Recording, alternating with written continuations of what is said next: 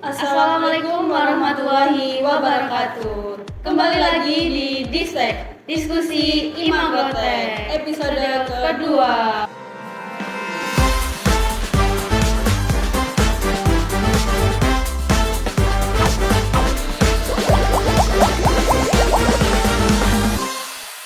Wah, gak kerasa banget ya kak, kita udah di episode kedua. Iya benar nih kak.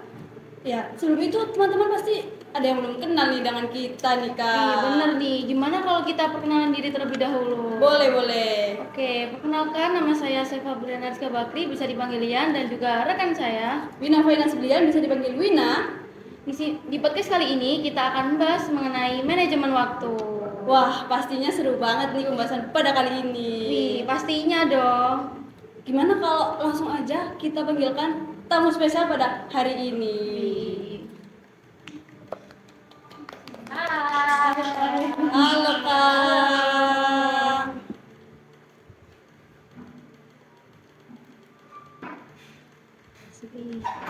Gimana nih kak kabarnya kak? Wah, puji Tuhan baik ya kabarnya. Kalian gimana? Baik kak. Baik sekali kak. Baik ya. Oke. Baik kak. Jadi teman-teman di rumah ini kan familiar dengan Bintang tamu kita kali ini. Iya. Nah, tanpa berlama-lama langsung aja kita mulai perkenalan diri terlebih dahulu. Saya silakan kak. Halo teman-teman, perkenalkan saya Wika Tresnayanti Zebua. Saya adalah mahasiswa agroteknologi peminatan hama penyakit tanaman UPN Veteran Jawa Timur. Ya. Keren. Mahasiswa semester 5 nih kak. semester 5. Semester 5 ini tentunya sangat padat nih Padat sekali, benar. jadwalnya. Mulai dari tugas-tugas yang banyak. Terus Kak Wika ini juga ternyata jadi asisten praktikum Juga dan juga di sisi lain Kak Wika juga aktif dalam berorganisasi juga.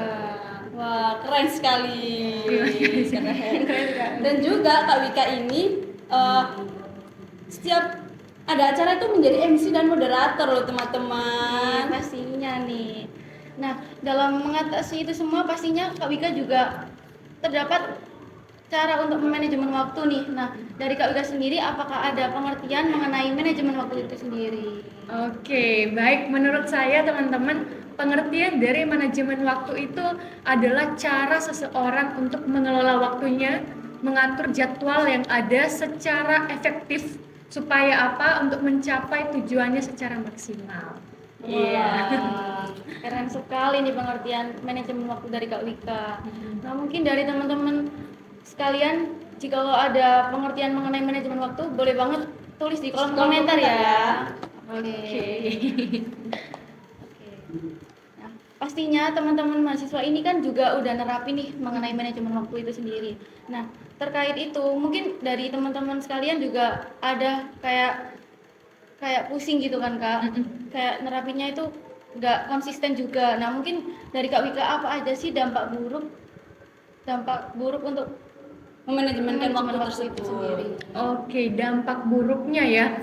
Kalau dari sependek pengetahuan saya teman-teman, pastinya dampaknya itu tidak ada konsentrasi juga. Nantinya pastinya tingkat stres juga kecemasan dari teman-temannya meningkat.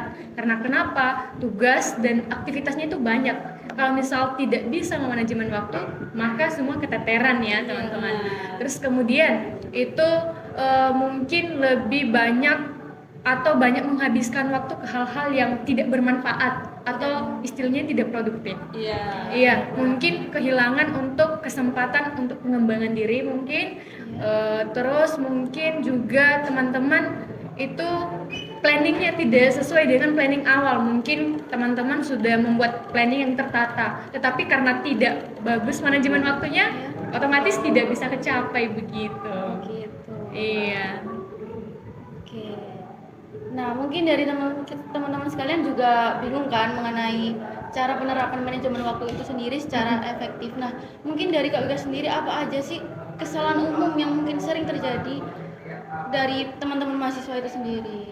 Kesalahan umum ya pertama itu banyak sekarang mahasiswa stres karena banyaknya tugas aktivitas ya yang memang mengurangi minat untuk belajar pastinya. Terus kedua itu teman-teman banyak menghabiskan waktu ya ke ya mungkin ke hobi-hobi daripada ke hal-hal yang produktif misalnya. Kalau hobi-hobi ini contohnya saya kasih contoh ya teman-teman. Misalnya bermain game itu sebenarnya kan tidak terlalu penting ya, dan itu banyak menghabiskan waktu, bahkan ada yang kecanduan gitu ya. Sehingga tugas-tugas kuliah mungkin yang memang itu adalah kewajiban keteteran, gak dikerjain, atau bahkan ya keseringan lewat dari deadline yang sudah ditentukan oleh dosen begitu. Oke, tadi Kak Wika kan udah menyinggung nih mengenai stres. Nah, dari Kak Wika sendiri tuh apakah ada Kak Wika kayak dihadapkan dalam situasi stres, terus apa yang Kak Wika lakuin seperti itu? Stres ya teman-teman. Pastinya stres ini juga hal ya kemanusiawian ya. Karena ya tingkat kestresan seseorang itu juga tergantung pada berbagai aktivitasnya ya. Mungkin kalau memang aktivitas dia terlalu padat ya nggak terlalu stres, tapi mungkin dalam lingkup ini tadi karena saya berbagai aktivitas paling ya, pastinya ada 1-2 momen gitu ya pasti capek dan itu stres, tapi ya balik lagi pastinya dicari kegiatan lain yang memang untuk mengurangi stres itu. Jadi mungkin saya membiasakan diri juga untuk ya ada aktivitas olahraga, entah itu 2 kali seminggu atau minimal itu kegiatan-kegiatan fisik yang memang biasa seperti itu ya, olahraga lari, badminton mungkin sama teman-teman, atau ya keliling kompleks saja juga ya, jogging ya biasanya seperti itu sih. Kak boleh dimakan Kak sambil Sambil dimakan boleh banget Kak. cemil. Iya boleh. Iya. Baik, selanjutnya Baik, tadi Kak Wika kan udah menyinggung nih mengenai tips untuk mengatasi rasa stres dan lain-lain. Nah, mungkin dari teman-teman sekalian bisa dicoba untuk tips dari Kak Wika itu sendiri. benar.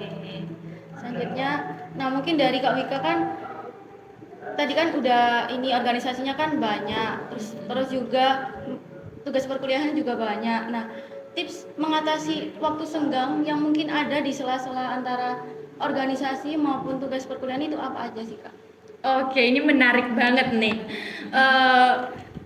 Kalau sekarang aktivitas saya tidak begitu padat ya teman-teman. Mungkin ada yang lebih padat daripada saya juga kan.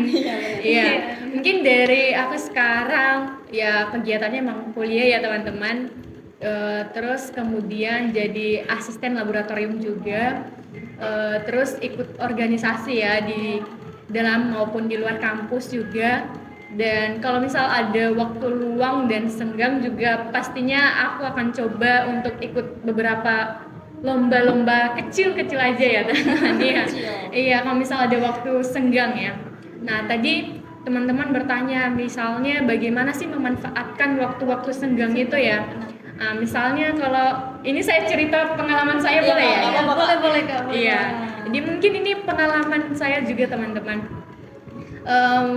Setiap harinya itu saya juga membangun kebiasaan untuk menyusun jadwal. Iya, jadi saya bikin journaling biasanya itu pada malam hari. Jadi pada malam hari sebelum tidur saya akan bikin journaling aktivitas besok itu apa saja, termasuk jam-jamnya juga saya tulis. Iya, jadi saya melihat bahwasanya aktivitas besok itu ternyata padat banget ya, sehingga nggak ada waktu untuk ya dibuang ke hal-hal yang tidak baik, atau misalnya ya udah untuk hambur-hamburkan waktu ke hal-hal yang ya tidak terlalu penting ya. Karena kenapa? Sudah tersusun aktivitas sepanjang hari itu ya. Iya betul. Jadi saya juga melihat ya teman-teman kalau misalnya kadang tidak sesuai dengan planning ya, atau ada aja manuver gitu ya tiap hari. Iya mungkin ada ya godaan dari teman-teman diajak ngerumpi atau gimana ya teman-teman. Tapi saya juga membiasakan, dan ini baru belajar juga teman-teman. Misalnya emang saya tidak mau juga jiwa sosial saya dengan teman-teman saya terbatasi ya.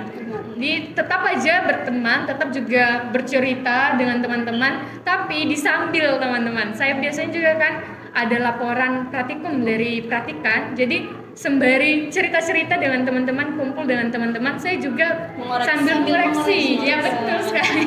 Jadi saya juga mengoreksinya sekalian dengan bercerita dengan teman-teman saya begitu. Jadi space waktu itu atau salah satu kegiatan itu bisa dikerjakan 2 kali sekaligus gitu teman-teman. Jadi saya membiasakan untuk ya dalam satu kegiatan bisa 2 pekerjaan terselesaikan begitu. Iya. Sangat produktif sekali ya kak. Wah, masih belajar. Nah mungkin dari Kak Wika tadi kan udah menyinggung juga nih mengenai planner. Nah dari Kak Wika itu mungkin apakah ada aplikasi penunjang yang digunakan Kak Wika untuk memanajemen waktu itu sendiri? Boleh di-spill nih, Boleh di-spill nih Kak ke teman-teman Oke. sekalian. Kita juga mau Penasaran nih, nih, penasaran iya, sekali. Kak. Oke, mungkin untuk aplikasi ya teman-teman, ini emang dampaknya sangat besar ya, karena ini pastinya membantu kita. Saya juga baru belajar teman-teman menggunakan aplikasi mungkin Google Calendar ya, yang di sana juga sudah tertera kan, bahkan ada pengingatnya ya. Iya. Sama ditambah saya juga menggunakan aplikasi Habit Tracker yang dimana teman-teman bisa mendownload juga, itu sangat membantu teman-teman. Jadi di sana ada teman-teman boleh nyusun apa aja aktivitas, bahkan setiap hari, setiap minggu dan bulannya ada di sana.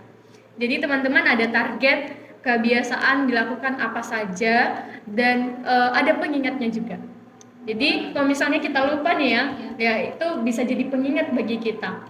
Terus kita juga bisa melihat grafik kenaikan kalau kita manajemen waktunya baik, semua aktivitas kita itu terlaksana. Jadi selalu ada grafiknya bisa dilihat di sana juga. Jadi itu lebih apa ya, membuat kita semangat gitu ya. Saat grafik kita udah naik, pastinya kayak mau lagi belajar lagi, nambah lagi gitu ya. Jadi saya pakai aplikasi itu sih teman-teman. Ya, jadi itu dia aplikasi yang digunakan Kak Wika untuk mengatur jadwal-jadwal perkuliahannya. Iya nih. Kalian juga jangan lupa mendownload ya teman-teman. Iya Kak, jadi ini ada pertanyaan titipan dari KM Agroteknologi. Wow, keren ya. Akan saya bacakan ya Kak ya. Oke. Jadi perbedaan antara manajemen waktu yang terstruktur dan fleksibel dan kapan sebaiknya masing-masing itu diterapkan Kak? Oke. Kalau sepengetahuan saya juga teman-teman, ada 4 pembagian waktu yang saya pelajarin ya. Yang pertama itu penting, yang kedua tidak penting, yang ketiga mendesak, yang keempat tidak mendesak. Mungkin saya sedikit jelasin aja ya boleh, Kak, teman-teman. boleh. Ya, yang pertama itu penting. Penting itu misalnya adalah tugas kuliah kita. Itu adalah kewajiban kita sebagai seorang mahasiswa ya.